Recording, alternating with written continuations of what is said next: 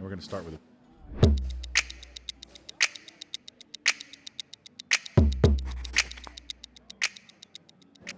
Welcome to the Amitrace Podcast. I'm Tom White. We are live at the GACTE Summer Conference in the Classic City in Athens, and I am joined by a very special guest. Really excited about this. Rachel Kinsaul from Morgan County High School. Rachel, thank you for joining me. Yeah, thanks for having me, Tom. And Rachel, last week, received a big award. Tell us about that.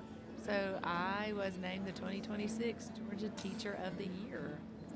And before we went on air, I made the comment to somebody that as soon as I saw you were a finalist, I was like, it's a done deal. Go ahead and punch that ticket, print the certificate. She's definitely a shoo-in. And we're here at GACTE. We're at our VidPOD booth. We're on the podcast table. And one of the things that, as I tell people about all the cool things you do, we won't even talk about your CDL. One of the things you do, and you really started doing it when I was working there with you, so it's been fun to watch develop, is you create a lot of content for your social media. Kind of talk about that and why it's important to you. Yeah, so it kind of just started out as like a fun avenue.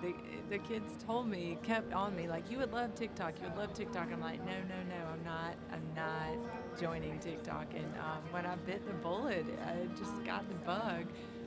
Kind of became a way to spend some downtime. In ag world, we go to a lot of contests.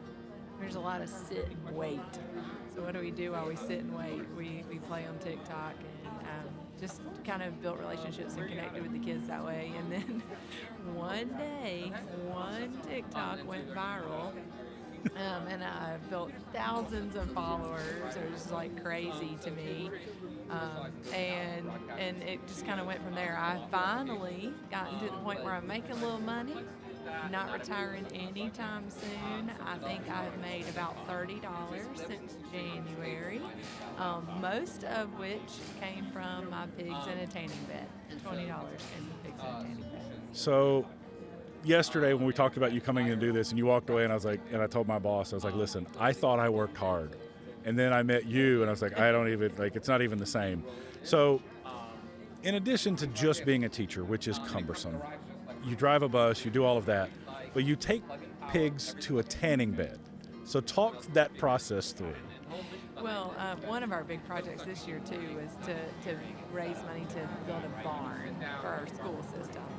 And the barn actually solved all of the problems that we had as far as kids keeping their animals at their houses, and just with the fluctuation in temperatures and environments, that was really challenging, and going to pick them up.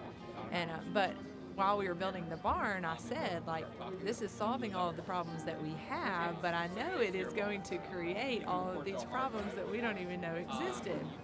Well, one of those problems is the fact that these pigs are inside all the time, so the pigment in their skin is really light, and the judge does not like light-skinned pigs.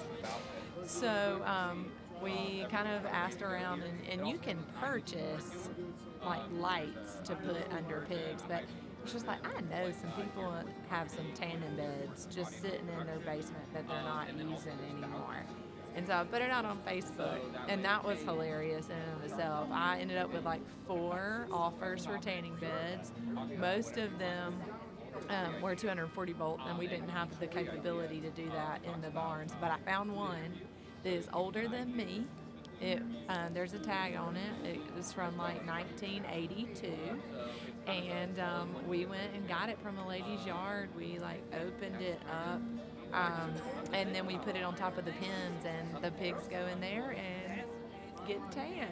So going through that whole process is what made me my most TikTok money. So literally the pigs just go and stand. They just go and stand in the tan bed. And so we had a good many of the pigs this year were black and white, and so we had to put sunscreen on the white spots because they'll get burned too. So we oiled up the black spots, put sunscreen on the white spots, and send them in to hang out for about 20 minutes. See, those are the things that people just don't know. One of my highlights of my time working with you was shooting that pig show because I knew you guys did all that stuff, but I'd never been to one. And you see this, you think pig show, slovenly, whatever, that brand of a pig, and you walk out and there's these knee-high bodybuilders walking around. It's quite impressive. So let's talk about Teacher of the Year. What did you think? Like when it first was announced? Well, to start off, when I first turned in the application, I was like, I'm not doing this. Like I am super competitive. I want to win. I want to be in the top 10, but I'm not doing this. I'm not taking a year off from my classroom. And I advocated pretty strongly for that. Like I went and talked to Barbara Wall. I was like, this is not made for CTAE teachers. I'm not doing this. And she was like, I'm really gonna need you to reconsider. And this is still before the top 10 is announced. I go and talk to state school board members. Like, this is not made for CTAE people. But I prayed about it a lot. Talked to a lot of people, and every barrier that I had just kept getting knocked down. So it's like, I'm worried about who's going to come into my classroom. That was my big thing. This godsend has kind of appeared and is going to step into my classroom. I was worried about the toll it was going to take on my husband and my kids, and he was like, I know it's going to be hard, but we'll do it. You can't turn this opportunity down. And so everything, like I said, every barrier just kind of got knocked down. And then I became really excited about the opportunity. Like, this is going to be a really awesome experience for us. A really awesome experience for CTAE and ag, because there are so many things that we do that people just have no idea about.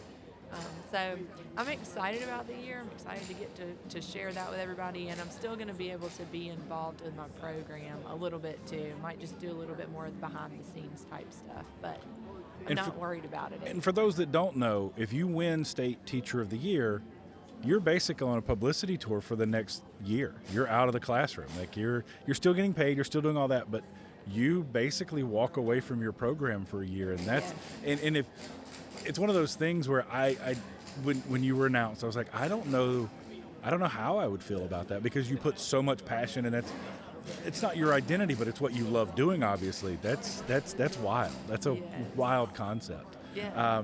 But as a part of that, you get to represent CTAE, and you and I, we got to hang out a couple weeks ago, and I almost brought my LEAD CTAE badge just so I could wear it to confuse people. You just wrapped up LEAD CTAE. Tell us about that. How fun was that? Oh, that was a great experience. I think one of the biggest things that I took away from LEAD CTAE too was just getting to network and really getting to know Lynn Wilson and Barbara Wall and people at the DOE. That was a big experience for us. But we essentially went through a couple of different sessions, one on workforce development, one on the Board of Education, how that functions, one on legislative procedures.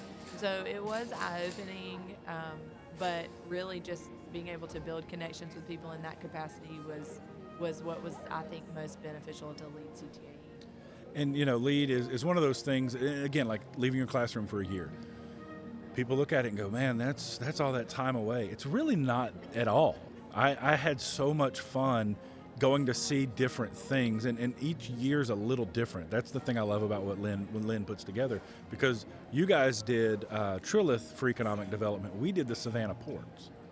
And so going and see, you see all the trucks on the road, and you're like, it's a lot of trucks. But then you go to the port, and one of those ships is 2,000 of those trucks. You're like, this is crazy town. So with LEAD, I'm a huge advocate for it. I think it's great, because I also see where it takes the teachers later down the road. I look at my class, and I was the second class, and most of those people are in administrative roles or leadership roles inside their subgroup, so inside a TIGA or FFA. So what's next? I mean, what are you excited about for the next year? I guess I'm most excited about getting to go and speak to people. I mean, I feel like that right now is the only thing that I know that I'm going to be doing. Everything that Holly and Christy, the past two teachers of the year, have told me is getting me to talk.